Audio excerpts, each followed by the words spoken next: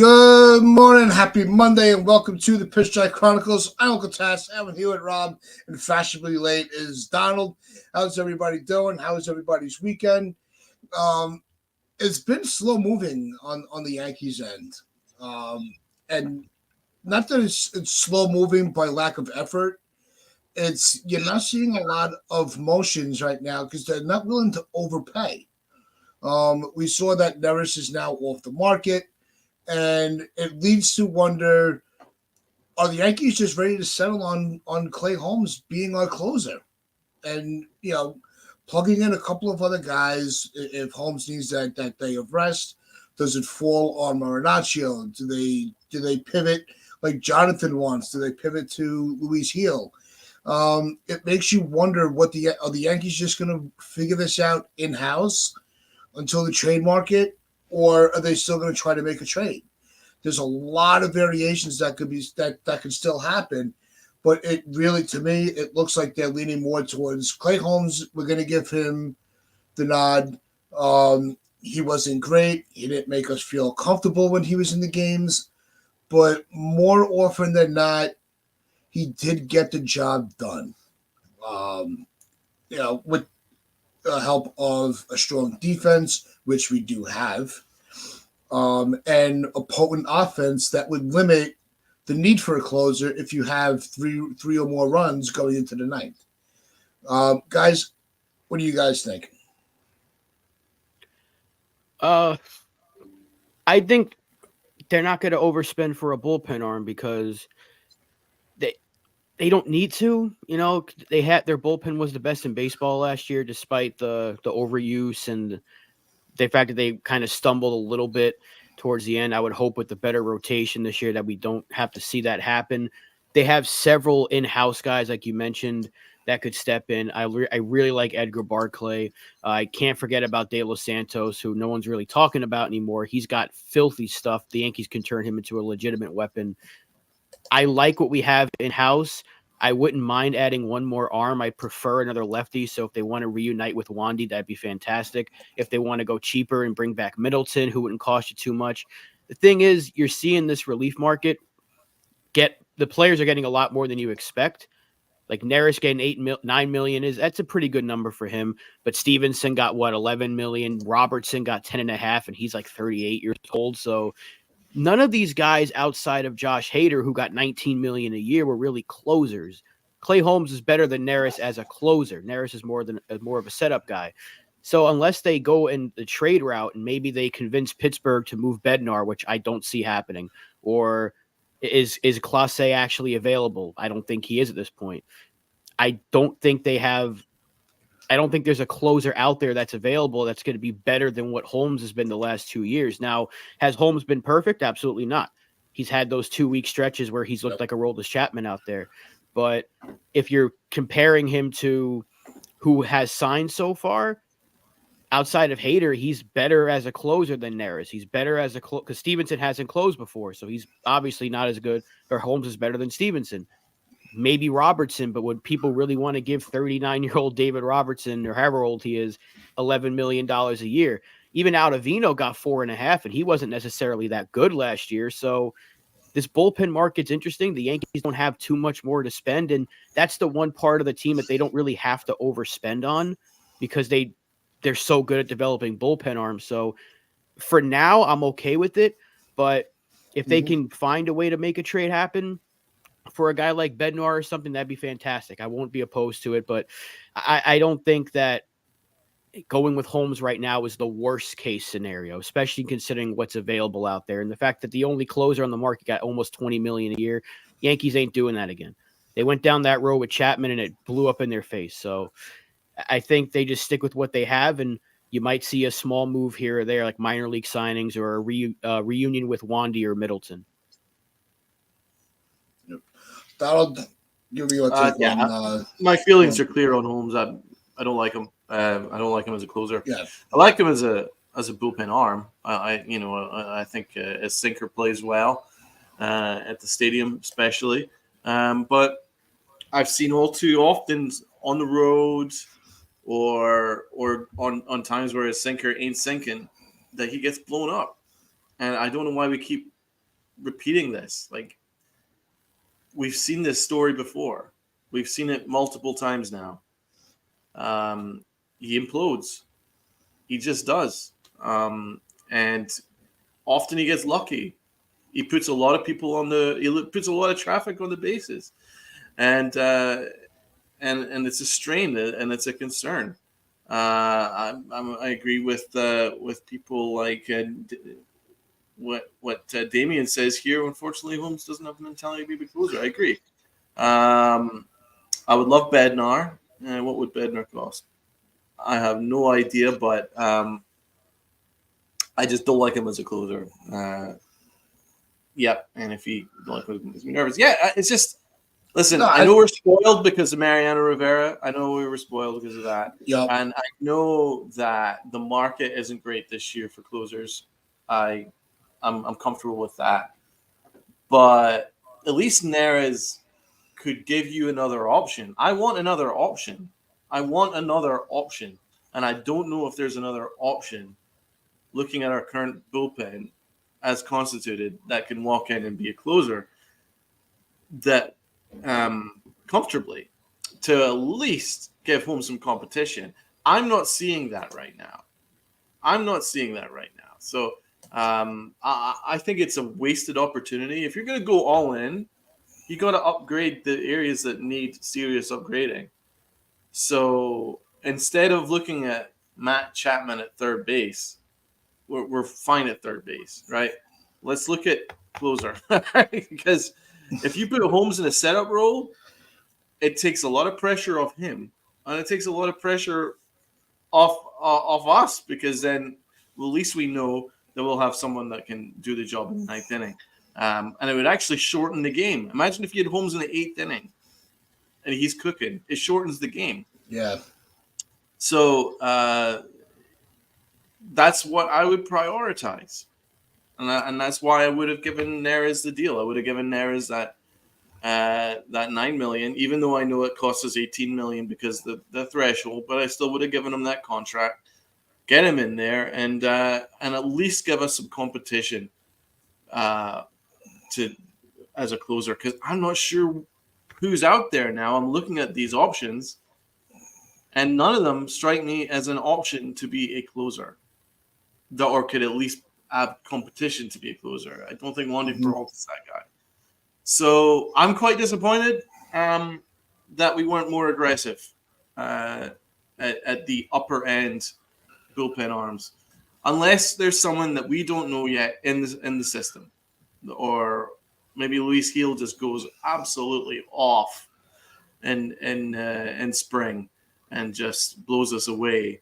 Then I'm not sure. Can Holmes hold it down? I guess so. I mean, his numbers aren't bad.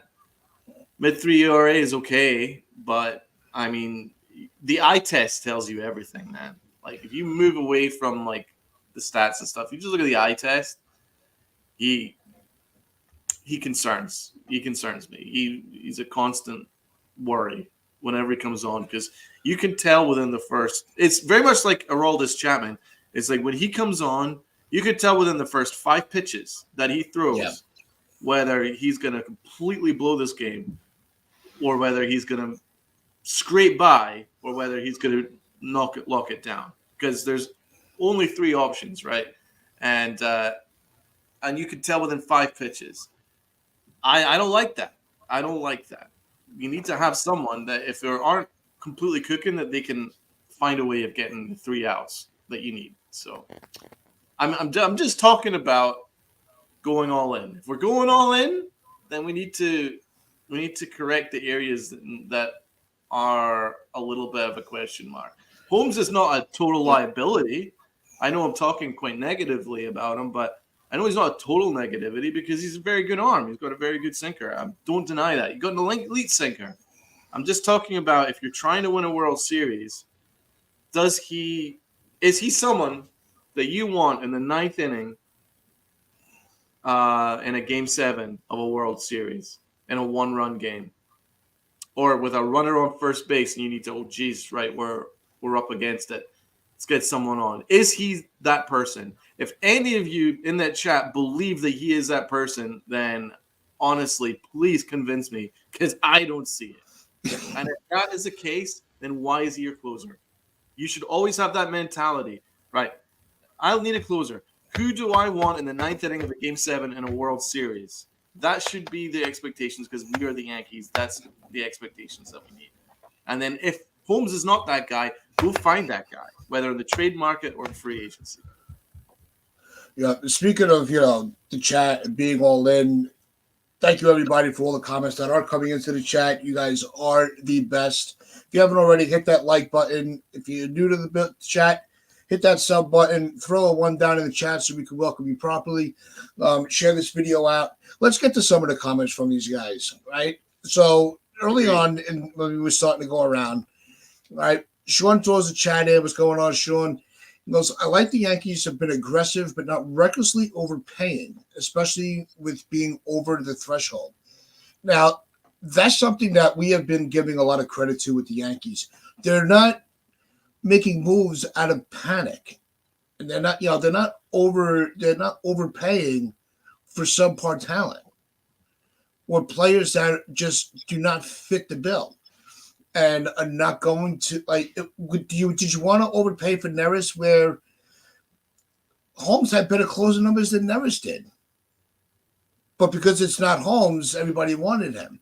And and Neris is somebody that I was willing to look into and kind of see where he would fit into the bullpen. But he just it's really strange to try to go after a close, put somebody in the closer role after a career year. Because we've seen so many times with bullpens, with bullpen arms, that one good year, one bad year, one good year, one bad year, where the Yankees have had the most consistency with their bullpen. And it leads into the next comment here with Damian, right? Bullpen had the best ERA. However, not the best baseball. They gave up the most inherited runs. But we do have good arms coming back like Efros. And Efros is somebody that can definitely be looked at. How do you guys feel about those two comments to start? I like agree Efros. that we give up too many inherited runs, Rob. No, that's true. But I really like Efros because he's got the stuff that kind of counters everything else we have. A lot of our arms are hard throwers, like Canely still throws gas. Holmes is a hard thrower. Marinaccio even can touch upper 90s, where Efros is a guy that will throw kind of lower 90s and get ground ball stuff. So you need that arm. And I really missed him last year in the bullpen because he was really good for us when we got him in the trade. And then he obviously got hurt, had to get Tommy John. But if he's back at 100% come spring training, that's a really good weapon to have because he was really good. And again, I really like the guys we do have. Is there a closer out of that bunch outside of Holmes? I don't think so. I still don't want to put Heel in the bullpen immediately. I still want to see what he can do as a starter because he was good as a starting pitcher. I don't know why everyone's just like so quick to give up on him as a starter because before he got hurt, he was pitching well in the rotation. It wasn't like he was getting beat up every start. So I don't want to give up on him just yet. I don't want to put one of our starting pitchers from the minor leagues as a closer just yet. Will Warren and Clayton Beater. I want to see what they can do as a starter because we kind of need that right now. We only have a small handful of guys that are starting pitchers as our depth right now, like Morris and Poteet. Those are more bullpen guys to me. But I want to keep those younger arms as starters for now, unless they give you a reason to move to the bullpen. We can't forget Hamilton, how good he was last year. We still got plenty of years of control on him. The only other arm I can see as a closer outside of Holmes is Canely. And it's because he's got that hard throwing stuff. And I think he's probably done it before. I'm sure he can do it again. But looking at the options that we have and what's available, I don't know if any of those arms are available in trade. Like Bednar, I just don't see them moving him unless you really convince them to do it. I think you kind of have to go with Holmes, right? Because the only other arm that was available. Now I get what Donald's saying, like bring someone else in. Neris would fit that bill as a guy that can bring competition, but for $9 million, that would be $18 million, $18.5 million total. I don't think they do that for a bullpen arm, not for 1 year.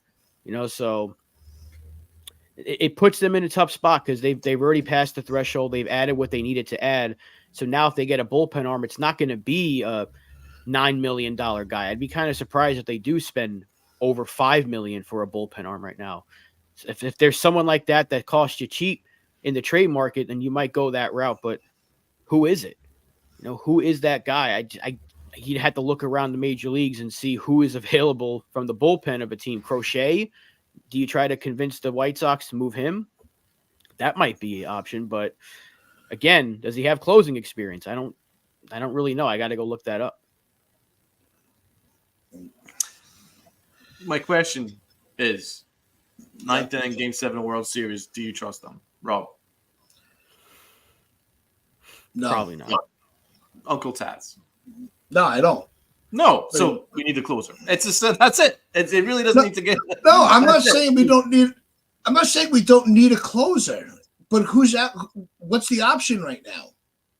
Well, no. Well, at least that we've established that we need a closer. So then we need to be aggressive to look for a closer.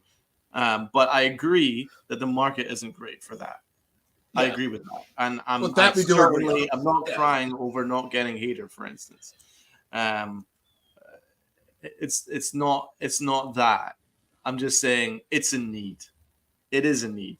Unless there is an option that we haven't seen yet in the system. The reason why I bring up Luis Gil is he's got no hit stuff. The only thing that he needs to work on is ensuring that he can stay in the strike zone, because he gets a little wild at times. You can keep his pitches in the strike zone. He's got the kind of closer stuff that you can work around. And I also like his moxie on the mound. I think that's something that you need as a closer as well. You need to have a command on the mound. So that's why I bring him up. I don't want to pigeonhole him, but with him coming off surgery, plus the Yankees having kind of a lot of options already in the starting rotation, it kind of makes sense to look at him as a bullpen option. And but I don't know. Efros, the more I think about it, I think he's probably more comfortable in a setup role. He's kind of got that sidearm thing, but not exactly power stuff. Kind of like mid-90s, not exactly power. I want power stuff as a closer. Holmes at least has that, but he's just not consistent, and he's only got one pitch that's effective. So, and he ain't Mariano Rivera. I know Mariano Rivera only has one pitch, but he will happen to be the greatest pitch of all time. So, you can work with that. But yeah, I don't know, guys. I don't know.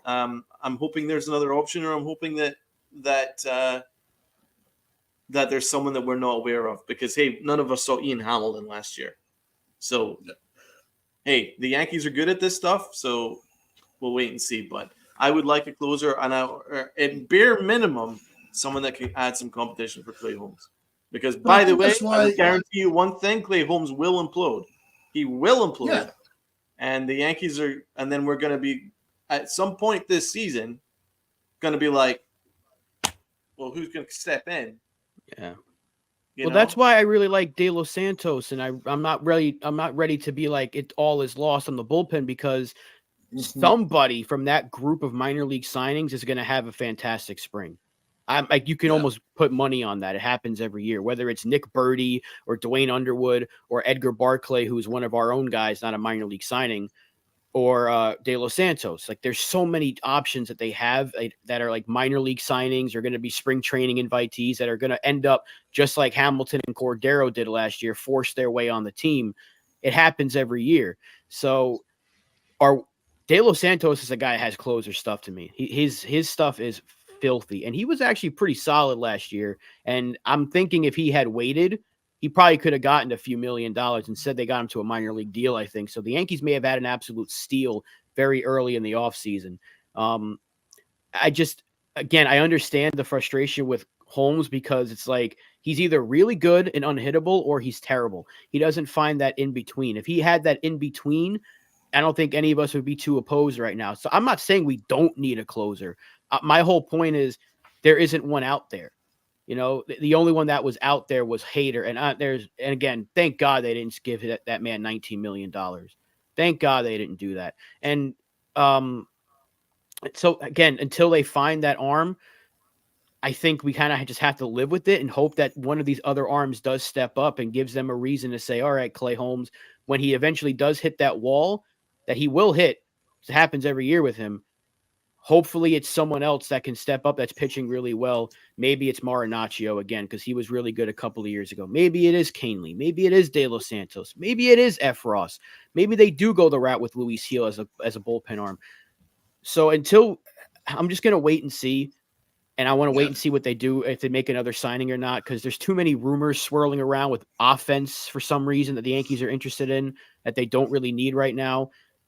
And considering what these bullpen arms are getting, they might be out of the market because they're not willing to spend that much money. And I think Wandy's going to end up getting like $7.5 million at this rate. So if they do bring anybody in, it might just be a Middleton or a couple of minor league signings, and they just have this kind of open house for the bullpen to see who makes it and who doesn't. No, it's look. We've been shown in the past when it comes to the bullpen, that's usually where Cashman's at his best. So although I'm concerned about the situation, I'm not panicking over the situation. I think that's a fair way that I can put it. I looked up Crochet's numbers real quick. He's never had a save.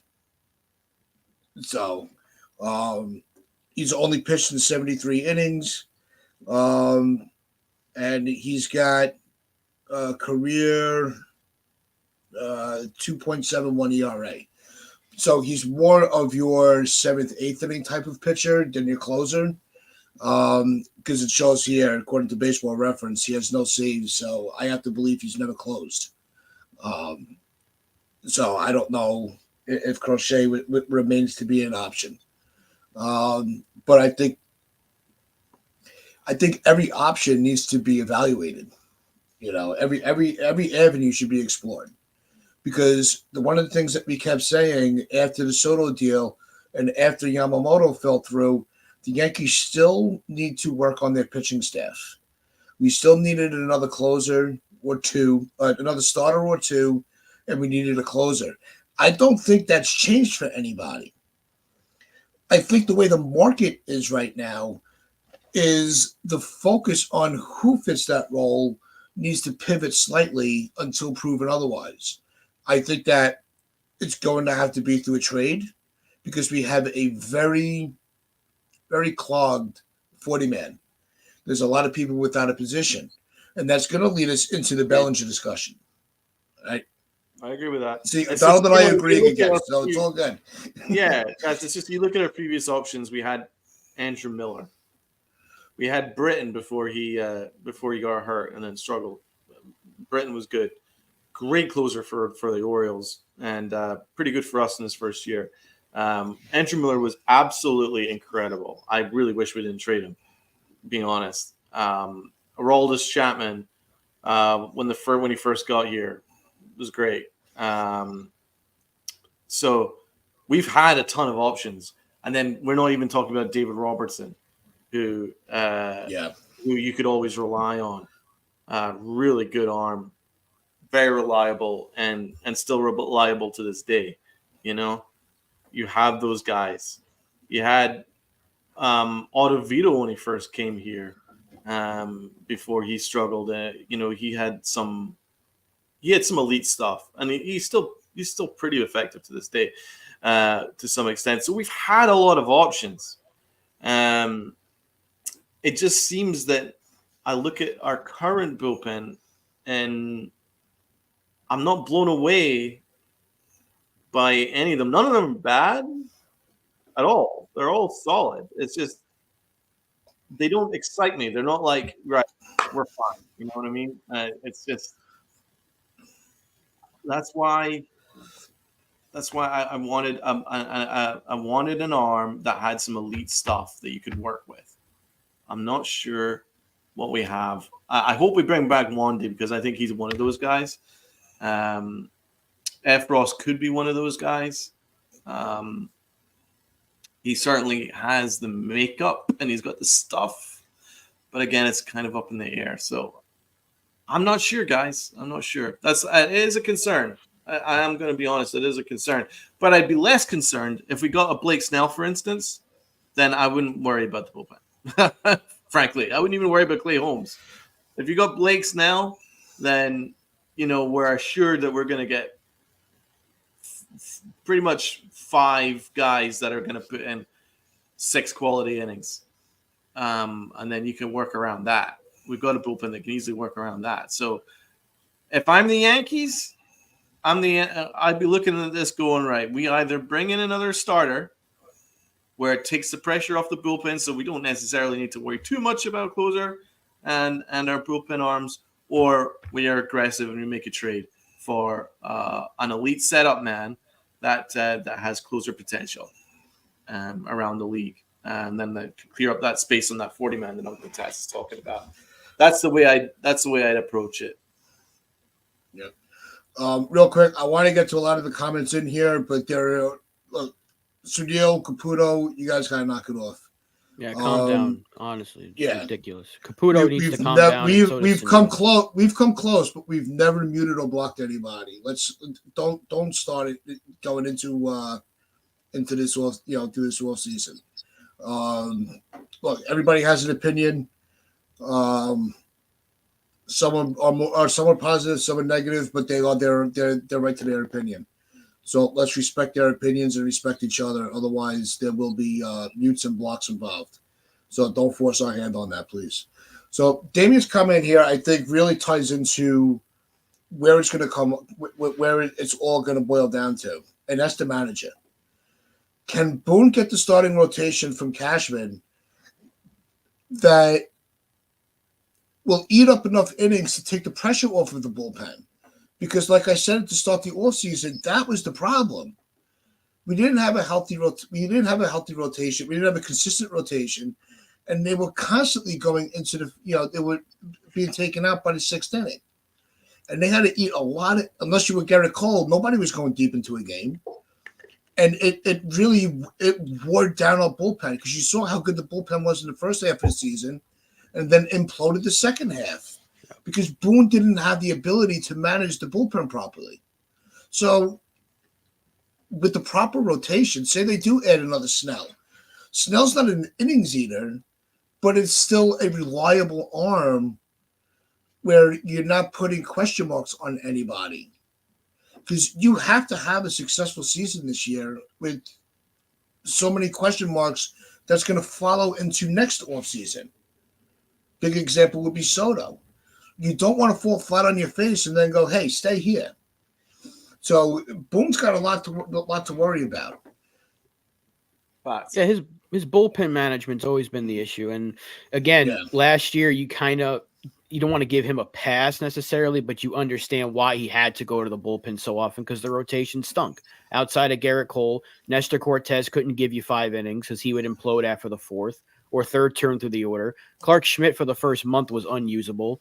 Severino, when he was healthy, was flat out terrible. Rodon was flat out terrible. Brito was okay for a few starts. Vasquez, but they can only give you so many innings because they were throwing a lot of pitches and you don't want to burn out their arms so quickly. Yep. And then until they turned Michael King into a starter, he was only giving you maybe 5 or 6 as well. So the bullpen was overused. That's why it was so important to get a Marcus Stroman and why they still should get another starting pitcher.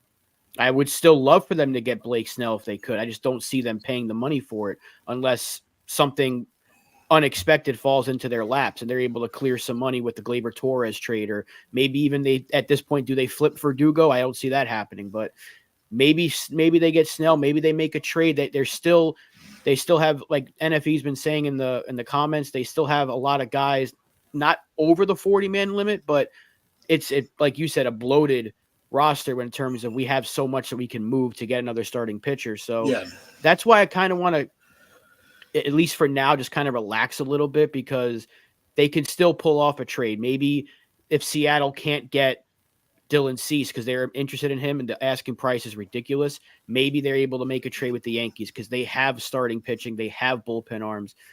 how many times have I mentioned the Marlins? They have what we need. There are teams out there that we can match up with, that we can make a move. So I still think they should add another starting pitcher just because we saw how bad it was last year for the bullpen. If you get another starter, the bullpen's going to benefit from it. If you got Blake Snell today, you don't have to worry. Like Donald said, you're not going to worry about this bullpen because you're going to have three guys, a healthy Rodon, obviously Garrett Cole and Blake Snell. That's good for 6 or more every start. Snell is probably going to stop at 6, but then you got Nestor, who's healthy, and Clark Schmidt, and forgetting Stroman as well can give you 6 innings. So you got a good rotation right there if you added a Blake Snell. And you don't really have to worry about the bullpen too much because they won't get overused, and we have so many guys that can give you multiple innings. So I just want to see what they do next because something is probably going to be coming sooner than later. They still have too many catchers. They still have a ton of infielders, and they kind of have a surplus of outfielders too. Somebody has to get moved. And we're just kind of waiting and seeing if they do anything more. Even if they sign like a low-end bullpen arm, someone's going to get moved because they have too many offensive players right now that they don't need. You don't need 5 catchers. You really don't. So maybe they move Rortvet for a low-end arm, something like that. Kind of 1-for-1 deal. I don't know. But there's options out there. We'll see what they do. Yeah, well, we've been linked with 2 veterans, right? So let's look at these 2 veterans. One of them is Brazier. Ryan Brazier, who pitched horrifically with the Red Sox to begin the past season. He had a 7.29 ERA, but he turned it around in LA. And he was fantastic in LA. He gave up just 3 earned runs in 38 innings with the Dodgers after getting DFA'd by Boston. Brazier's, more of a ground ball guy. Certainly the Dodgers, whatever the Dodgers did, they kind of fixed whatever his issue was, and he was very effective for the Dodgers. But he's 36, right? And it's not exactly splashy, but it's an option. Another option is Phil Maton, as a career high 3 ERA with the Astros last year. But he doesn't throw hard. He only averages about 89 miles an hour on his fastball. But he is one of the league's best at inducing weak contact. And he's got a filthy curveball. But he's not someone that's really a back end of the bullpen guy. He's more of a guy that can come in the 5th, 6th inning and give you quality innings. But he had a 0.83 ERA in 21 2/3 postseason innings in his career, including 6 scoreless. Off the top of my head for the Astros. So he's still got something that we could work with. Could come in the 7th inning and give you quality 7th inning. Again, not really an option as neither of those 2 arms are really necessarily options for a closer, but or setup man, but quality arms nonetheless. Which ones do you like out of that? I like Maton more than Brazier. I think if they go that route, I wouldn't be opposed to it. I mean, again, they turn everything into gold when it comes to it. If they had a guy with like an ERA in like the 6s, like I think Damian mentioned Fujinami, who was awful last year. It wouldn't surprise if the Yankees turned him into a freaking weapon, but out of those 2, I'll take Maton for sure. I want to go with the younger arm, a guy you could probably sign to maybe like a 2-3 year deal, just because we're losing like 3 arms potentially next year. Loizaga, Canely, and Holmes are all free agents, so you might want to give someone maybe a 2 or 3 year deal just to get someone on the roster for next season. Yeah, no, I'm not high on Brazier, so yeah, I think Maton would be. I'd go with him as well because I still call Miami. If I can get AJ Puck over here, I think that's also somewhere they need to go. Sunil Caputo, stop. He already told you to stop, and you guys are still doing it. Like, what are we in elementary school here? What is this, a daycare? Sunil, you're too old, and so is Caputo to be arguing like this. So stop before you both get the boot. How about that? They got to treat you like a freaking child. We will. Enough. Jesus Christ. If I haven't booted LI yet, what do you think? We're going to give you guys a chance to talk your opinion, but this constant bickering between you two is ridiculous. Stop it. The problem is Sunil, who's a part of the Chronicles. You're the one antagonizing Caputo, so just stop. Just comment on what we're talking about. Just don't respond to Caputo. Yeah, let him respond to us. What do you guys think of Maton? What do you guys think of? Hit that up in the chat. Why don't we get into the chat? Apart from all the negativity and the bickering, but we have a good amount of people in the chat, and it's quite active. So a shout out to FL Liver JC. Shout out to Stevie B. Hope Boone doesn't take a starter out when they're dealing in 6 or 7 innings. We had a few times he went bullpen when the starter did. So true, man. Absolute facts. But that's something that my issue has always been with Aaron Boone is he just doesn't have a feel for the game. Absolutely. It's his feel for the game, which really surprises me considering he's got such a deep-rooted family history in baseball, watching the game, knowing the game for decades and decades and decades and decades. And Boone was certainly not a terrible player himself. He was a solid third baseman, reasonable hitter over the years. Not great, but he's had more experience. And he's been in the dugout here for a long time as a Yankee manager, more than I would ever have given him. But he has, and he's not any different than he was in his first year. It's just like his feel for the game is just not there.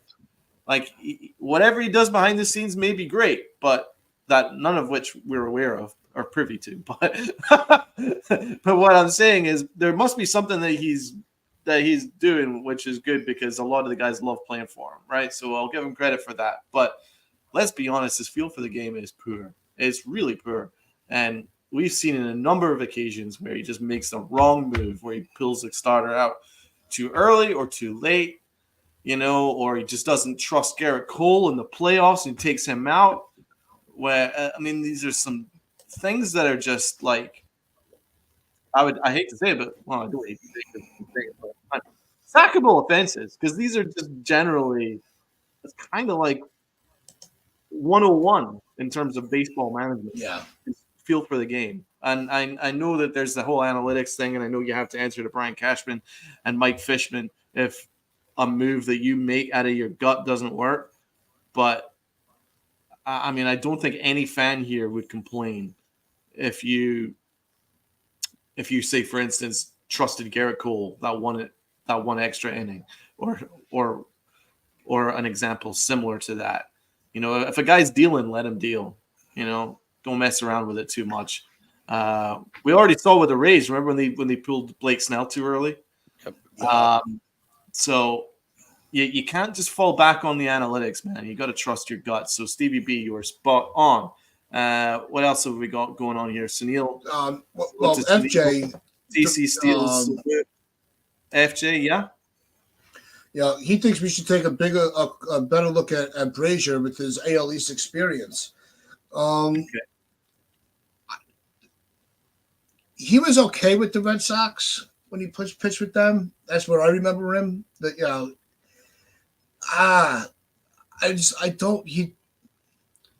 He came off as a guy. He just came off as a Red Sox, with that grizzly beard and just that attitude. What? I just don't. Brazier he was a terrible Red Sox. He got DFA. He had a 7.29 ERA. Yeah. No, but he just had that Red Sox aura where he was just you didn't even want to fucking look at him. So I don't know about having the Red Sox stench. Yeah. It'd be like if we brought over Pedroia. Give credit to the Dodgers because whatever they did worked because they fixed his issue and he turned into a reliable ground ball guy. But I prefer Maton. This one I will acknowledge. Right. Caputo, I saw you had a good time interacting with the girls on the Upper Deck show yesterday. Glad you are enjoying the chat. It took you long enough to freaking find us. But I appreciate you enjoying what we're giving you.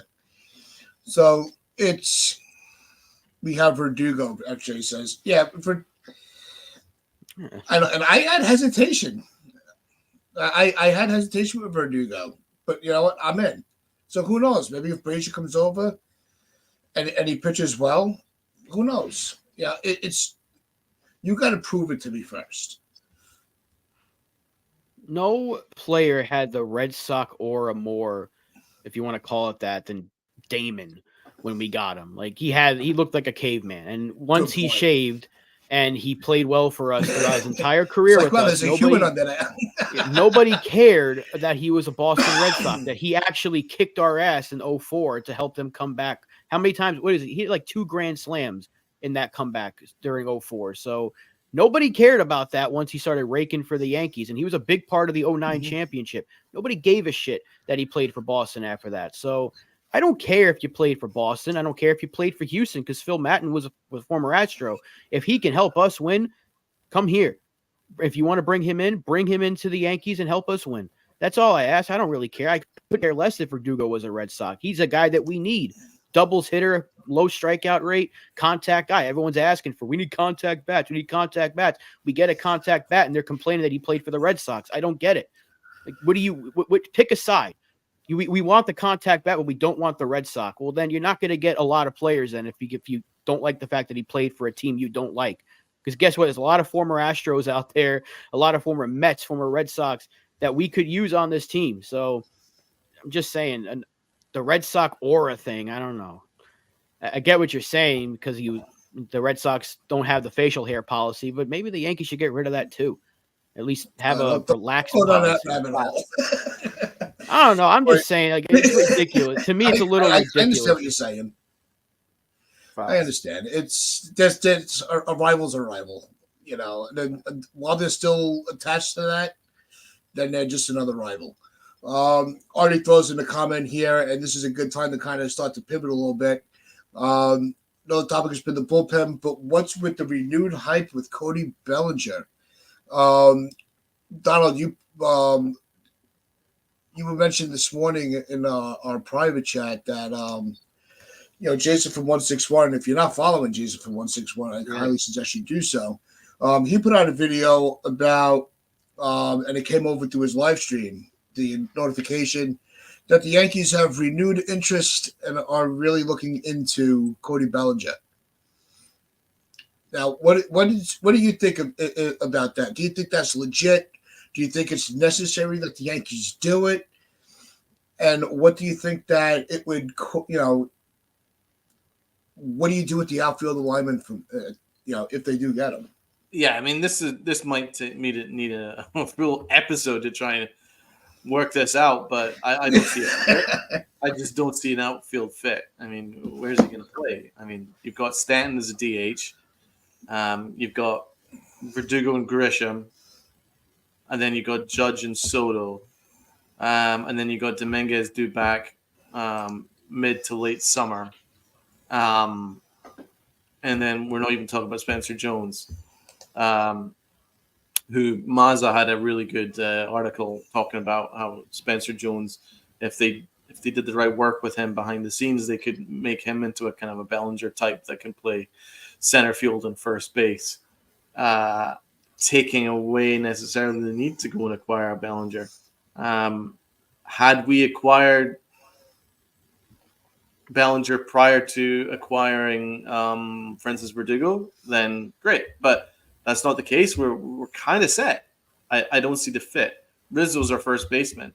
Unless we plan on making him the first baseman and trading Rizzo, I don't see the fit. Not taking away anything from Bellinger because it's crazy he doesn't have a market.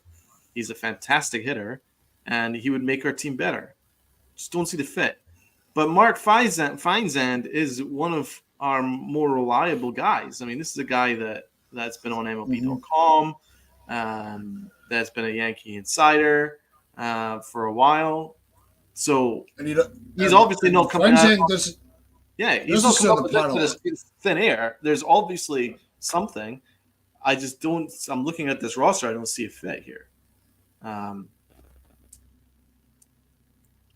this is a Boris tactic. Every time that his market for his players are dwindling, conveniently the Yankees are interested. What was it? 3 days ago we heard they're interested in Chapman. Why? Why would they be interested in Matt Chapman now? They don't need him. He's trying to drive the price up. He's trying to get teams to be like, well, if the Yankees are involved, we got to act now because the Cubs could use Bellinger and they have money to spend. I know they just got Neris and they signed Imanaga, but they got plenty of money to spend before they get to that first tax threshold. So they're a great fit to bring Bellinger back. Where is he playing exactly? At this point, Verdugo's in left, Judge is in center, Soto's in right, Rizzo's at first. You're not trading Rizzo because who's going to take him? Like, I know he's got a clean bill of health, but who's going to give you anything for Rizzo? And why would you get rid of him when you know how good of a friend he is with Judge? That's going to hurt the chemistry of his team. I don't see the fit. If we didn't have Rizzo, or if Rizzo was still dealing with the concussion stuff and they had to like shut him down and he was forced, if it was some catastrophic thing we had forced to retire, then yeah, you probably think about Bellinger. Or if they never got Verdugo, like Donald already said, or if the Soto trade never happened, then you go get Bellinger because you would have needed that bat. But now I don't see the point of giving him $20 million or more when you don't really need it. And plus, like you just said, and I've been saying this since he put the article out, when Mazza mentioned the Spencer Jones thing, you have a Bellinger in your system, essentially. If Jones is going to be what everyone thinks he's going to be, is that not Cody Bellinger right now? A really good hitter. He's got pop, gets on base, very athletic, very good at two different positions. We could have one in our system right now. Why spend when you don't really need to add the bat? This feels like a typical Boris thing whenever he's trying to get other teams to invest in his clients, because these owners are starting to see through his BS. Because the fact that the four best players are all Boris guys now, and none of them have a market. No one has given Blake Snell an offer. Montgomery is like in limbo. We don't know where the hell he is right now. Chapman, nobody seems to want. And then there's Bellinger. These are all good players, and yet there's zero market for any one of them. This is typical Boris nonsense. And I think the fact that owners are finally starting to see through his crap and not give him what he wants and give in to his demands. So either he's going to have to come down on his price, or the owners are going to have to pay up. And eventually something's going to happen. Some middle ground is going to be met. But that's usually the case when you see this happening. It happened with Correa, and it'll probably happen with Bellinger. He might get a 3-year deal with an opt-out after the first 2, just like Correa did. And Snell could have to follow suit. The only one I can see getting a guaranteed length is if Texas does pay the money for Montgomery. But they just signed, I think they signed Robertson, and they could be looking at Kershaw, who won't be due back till midseason. But I don't know if they want to sign another injured pitcher. They still got Scherzer and DeGrom who are hurt. Who knows? But this is a Boris issue, and this is a Boris tactic. My player's not signed. Let me say the Yankees are involved, and he'll tell an executive that. That's where Feinstein heard it from. He heard it from an executive. The Yankees have one more big move in them, I think, and they link them to Bellinger. We were linked to Chapman last week. We're not signing any more bats for big money. This feels like a Boris tactic. Yeah, and yeah, I agree with you, Rob. Boris is definitely an issue now. I don't want to overly criticize him because he's had a lot of success as an agent. He's seen as the number one agent in baseball for a reason. But this is a trend, and I'm just starting to wonder whether he's a little outdated with the way that he represents his clients, because it looks like he's overvaluing them or valuing right out of the market. And it takes a skilled agent, because you have to look at 3 factors here. 1, only about a third of the league actually wants to spend any money, right? So you're only going to have a third of the league, at best, in the market for the better people in the free agent market, right? That's 1.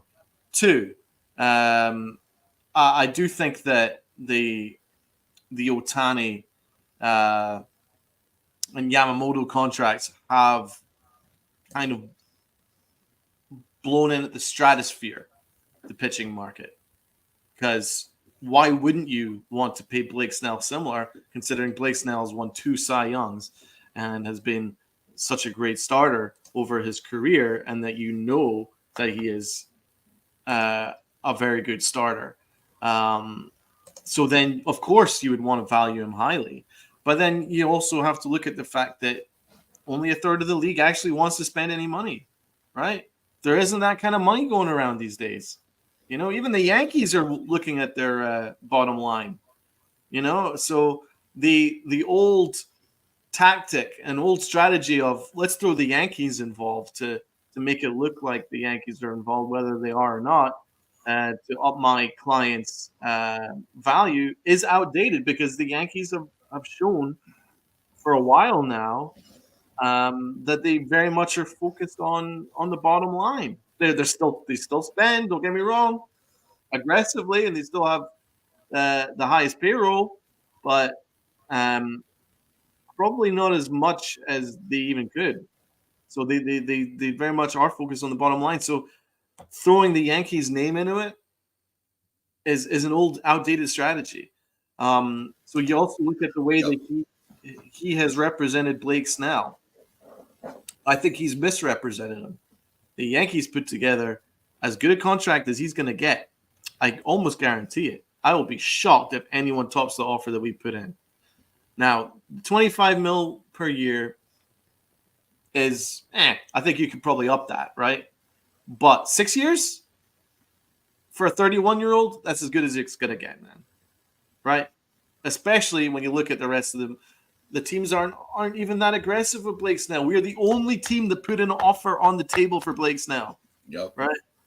So the fact that out of hand, both Blake Snell and Boris completely rejected our offer of 6 years and at 25 mil AAV is shocking to me. Like for me, you should be 75% of the way there.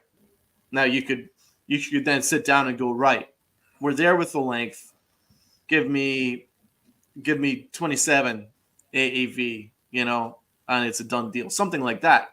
But the fact that they turned it down and they want 9 years at well over 30 is completely insane. It's completely insane and is mismanaging, in my opinion, your client. Because now Blake Snell is looking at, well, who's going to be paying this kind of money? I'm not even sure if the Yankees are going to come in with that contract offer again. I guarantee they probably won't. So I feel like Boris has actually priced him out of the market. You're looking at Jordan Montgomery, and I don't know what's going on with Jordan Montgomery. It looks like they're waiting on Texas, but Texas have a financial issue. They have to wait for the TV deal to come in for them to even be in on the market. But again, I think he's been slightly priced out. And it's unfortunate considering how effective he's been this year. But that's what I'm talking about. So it's a two-pronged thing. When there's only a third of the league that wants to spend, and a lot of them have a very firm bottom line, then it does affect how many teams are going to be in on your best players, right? 1, 2, I really do believe that Ohtani and Yamamoto's contract has blown the pitching contract out of the stratosphere now because we don't know what's a fair deal. Because I'm pretty sure that the original value on Blake Snell and Montgomery, you can argue, is fair considering we know that they've done it. They've been there, done that, been successful, won. But with Yamamoto, crazy contract, then I don't know what's a fair contract anymore. But these agents are paid to know that. They're paid to know the trends. They're paid to know these things, and they're paid to know which teams are going to be aggressive or not. I don't think that they've handled this well at all because these guys, it's a shame that Montgomery and Blake Snell don't have a job right now. It's a shame because they should have been a priority in the offseason, not just about the Yankees, but in the league in general because they are fantastic pitchers. Should have been signed immediately after Yamamoto. That's what we all thought. Of course. Yep. Did Snell make? I think Snell made the mistake of turning down that money because like you said, Donald, the Yankees were the only team that gave him an offer, and Snell and his camp, I blame more the agent, spit on it, and the Yankees were like, all right, let's move on to the next guy, and they went and they got Stroman, and they're two different type of pitchers. They're at two different stages of their career. They have two different resumes, right? But if they're still able to say nobody else really shows interest in Snell or reaches that number that the Yankees initially offered. Now the Yankees have the upper hand. They could be like, well, it was 160, now it's 150. Do you want a job or not? Because Snell's not that. I don't see Snell as that type where he's just going to sit it out and wait. But it does speak to how broken the offseason is with baseball. It is. That the reigning NL Cy Young is still on the market. Yeah, and World Series winner. That is embarrassing. The World Series champion Rangers. Yeah, it's embarrassing. Multi-time Gold Glove winner Chapman. Bellinger is a great bat. He was a former MVP, Rookie of the Year. He had a couple of injuries that derailed him for 2 years, and then last year he proved, hey, I'm healthy, and look what he did. He was phenomenal. He was outstanding last year. We were all hoping the Yankees would have traded for him last season before the Cubs went on the run. So it's insane that these guys don't have a job yet. They should have been signed almost immediately. That's why I keep bringing up how the NFL and NBA offseason, these top guys are always signed within the first couple of weeks of free agency. You might have that one guy that waits an extra week or so, but the fact that the offseason free agency started in November, and we're in the end of January, and these 4 players still don't have contracts is nuts. And Damian brought it up earlier. The Rodon contract hurts Snell's value because he wants that money. But who's going to give a 31-year-old $27 a year for 6 years right now, knowing the Yankees are already kind of maybe even regretting that deal because of how bad year 1 was?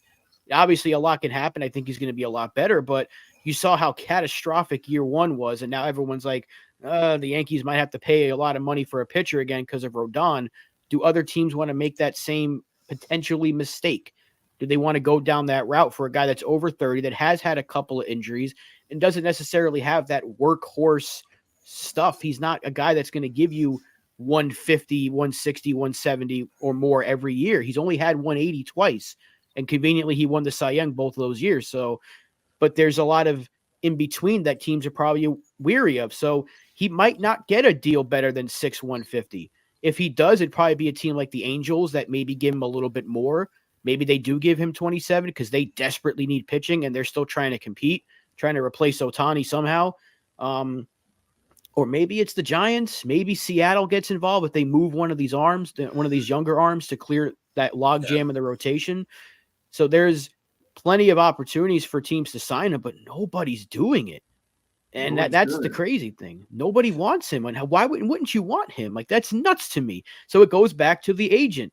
He's asking for too much. And teams are like, no. And guess what? A pitcher starting late in spring training, you're going to see a lot of what happened to Rodon potentially happen to Snell and Montgomery. If they sign late, they need to get signed quickly because it's already almost February. So you got to get them done. You got to get these contracts done. Bellinger and Chapman could wait as long as they want. They might need a couple of weeks. My point. Only a third of the league has any money to spend. You're now talking at least 20 teams that have no interest in spending a single dollar. That's a huge problem, and that's an MLB problem. That's a problem that needs to be fixed. That's why we need a salary floor, guys, because this is a joke. Yeah. What I'll give credit to the Pirates for is they made a free agent signing, right? But the whole plan is quite smart. Is they can flip him at the deadline and accrue assets. That's what I'm talking about. So even rebuilding teams can still sign somebody in free agency, say on a 1-year deal, 2-year deal, whatever, right? And then if they're losing, it doesn't matter because mid-season you can shift them off and acquire assets in return. That's what should be happening. This is an open market. This is how you can expand the market. This is how you can improve teams around the league, is if teams are more aggressive. So credit to the Pirates, even though they don't spend any money, they did sign that one guy in free agency. And the whole plan is probably, hey, if we make a run, great. If not, then at the deadline we shift them and we acquire some draft. We acquire some from some good minor league prospects that could help us, or salary relief, whatever. That's how we can fix this league. So we need more teams that are similar to how the Pirates have acted this offseason. Or the small market Royals, as FL Diver says here. But we also need the actual teams that do want to spend to be aggressive as well. So there's an issue. The fact that the Rangers just won a World Series and then they're completely and utterly skint is not a great look. It's not a great look at all. It's that Bally Sports nonsense. But Yep. there's that. There's the fact that Boris is asking for the moon. Trade options are limited because the White Sox are asking for, quote unquote, the sun and the moon for Cease.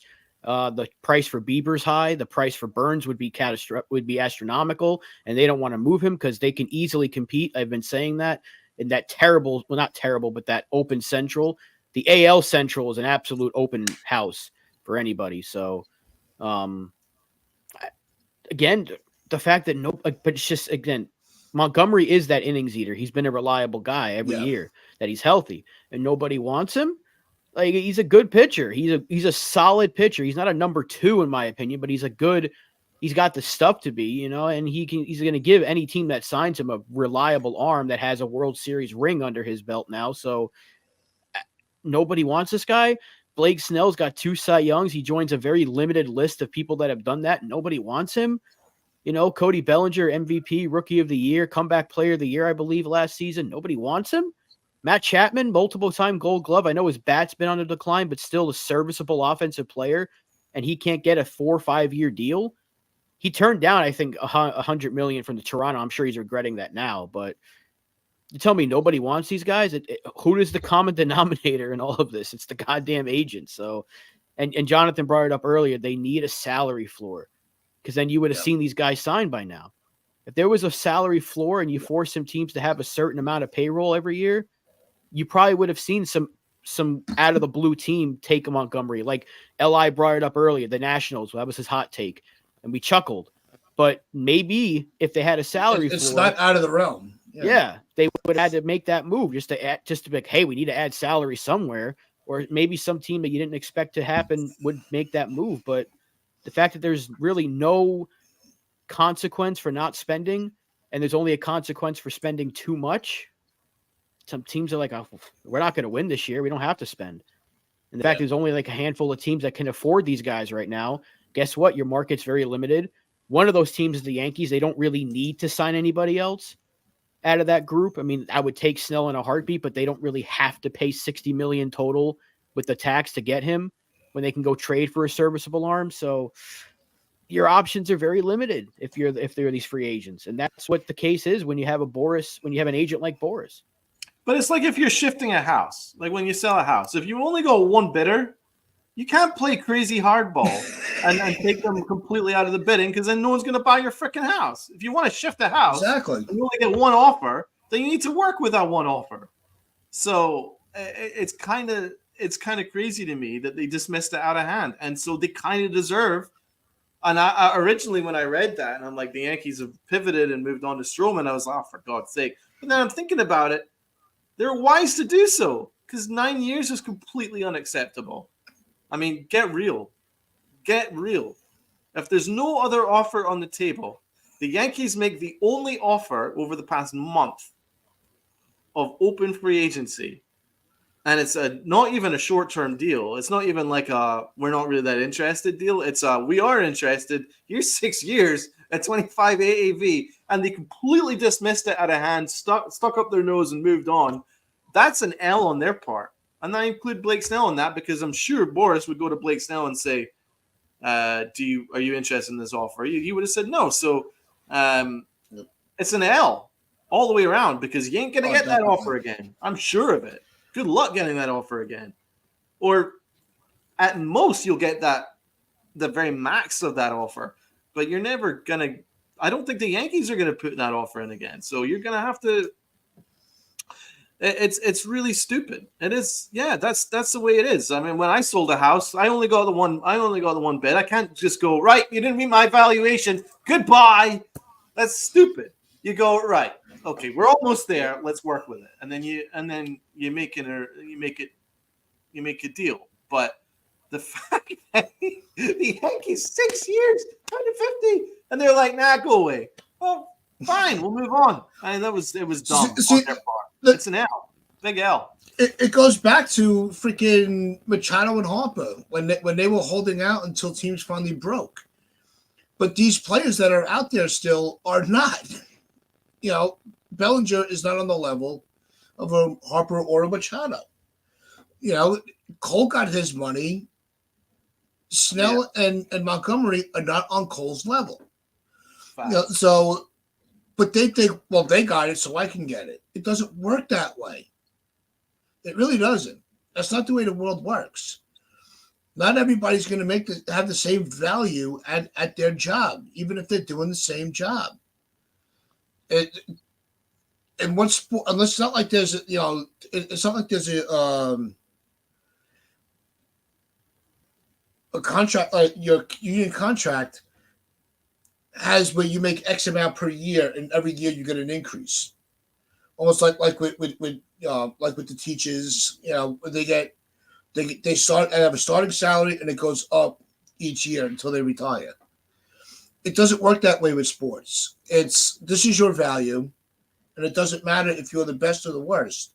You still have to get paid on your value, not just because you're hired. It gets very.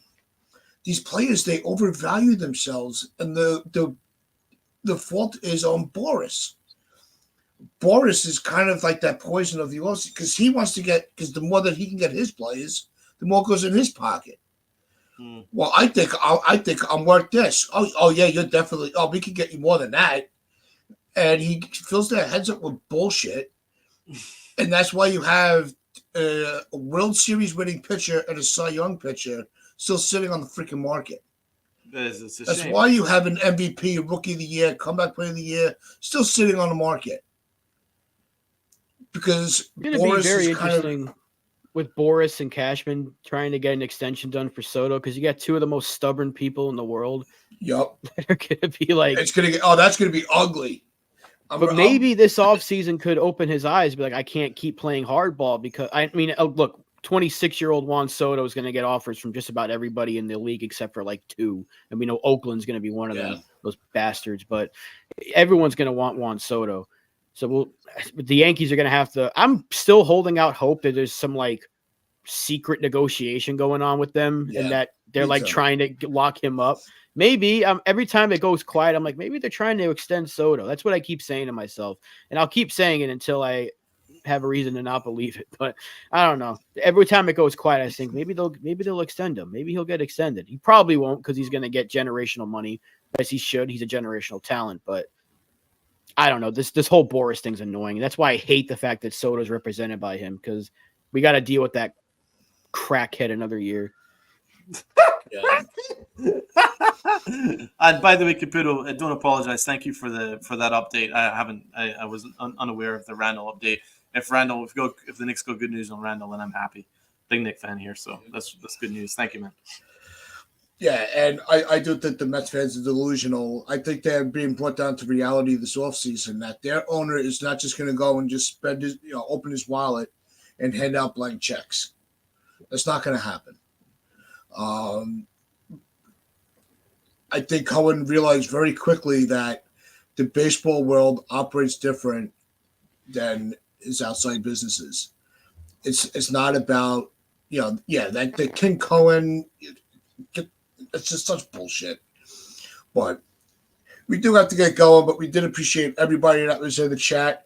Maybe we'll get back into this how Boris broke baseball on Wednesday, and because that seems like that's always a fun discussion.